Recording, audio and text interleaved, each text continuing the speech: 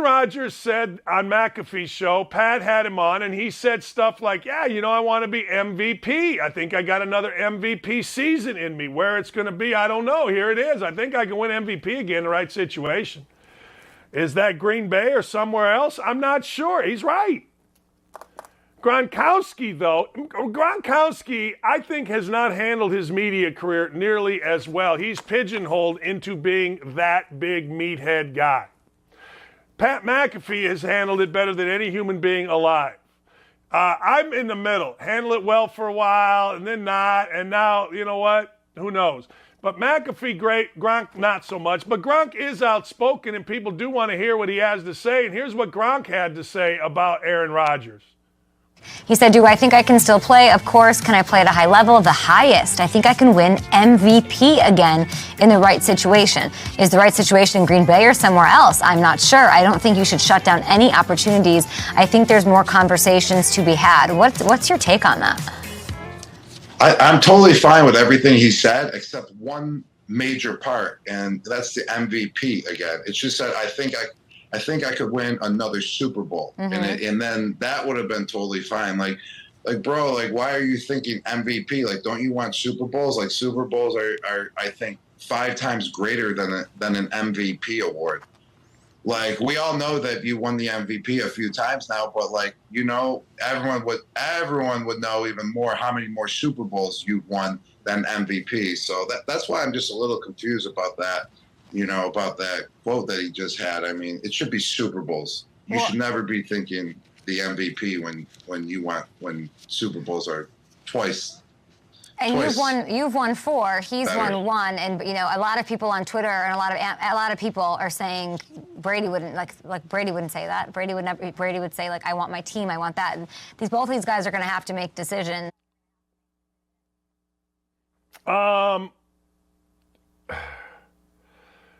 The truth of the matter is, he's right.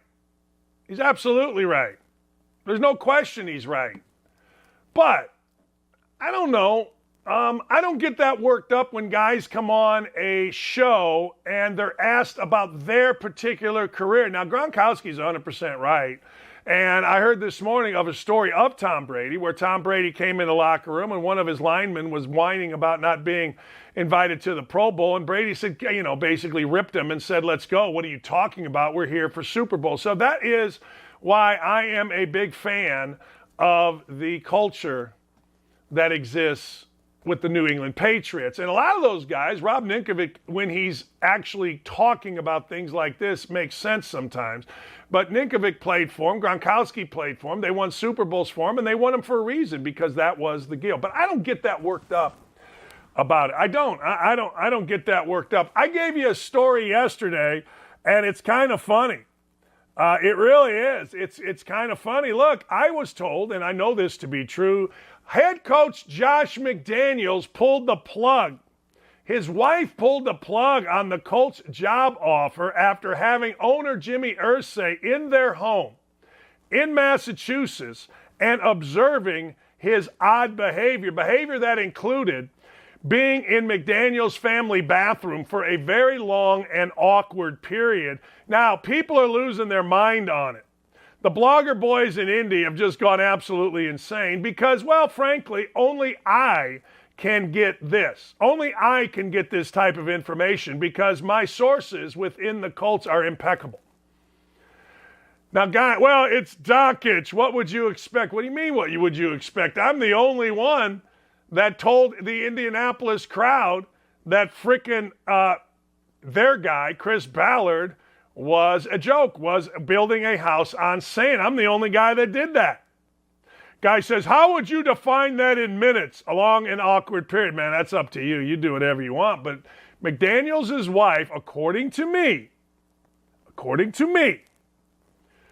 me and my sources, pulled the plug. They were leery of 2 things. One, the longevity of Andrew Luck, which I was the only guy that said that because I heard it by Oliver Luck in London. I was walking behind him. I wasn't eavesdropping, but he was talking kind of loud, and it was just me and him.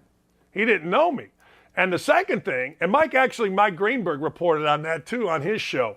He was all nervous, Greeny, because he reported it and people were mad at him on Twitter. So he called me and said, I got to come on your show and I got to straighten this out. I'm like, I don't care. So blogger boys in India are upset. Media in India are upset. I don't know what to tell you. I just tell you what's going on and away we go. That's it. Why would anybody worry? If anybody would worry about odd behavior at Stockage, how so? What do? I show up at work, I do good things, and I go home. Anyway, let them get mad. But yeah, he invented the number 3. Lose your freaking head coach over, hey, I don't know what he was doing in there. Hey, thanks for watching Don't At Me with me, Dan Dakich. Make sure to like, subscribe, or click the notification bell for more of my beautiful face. Check out my full show to my right, or watch this other video. See ya.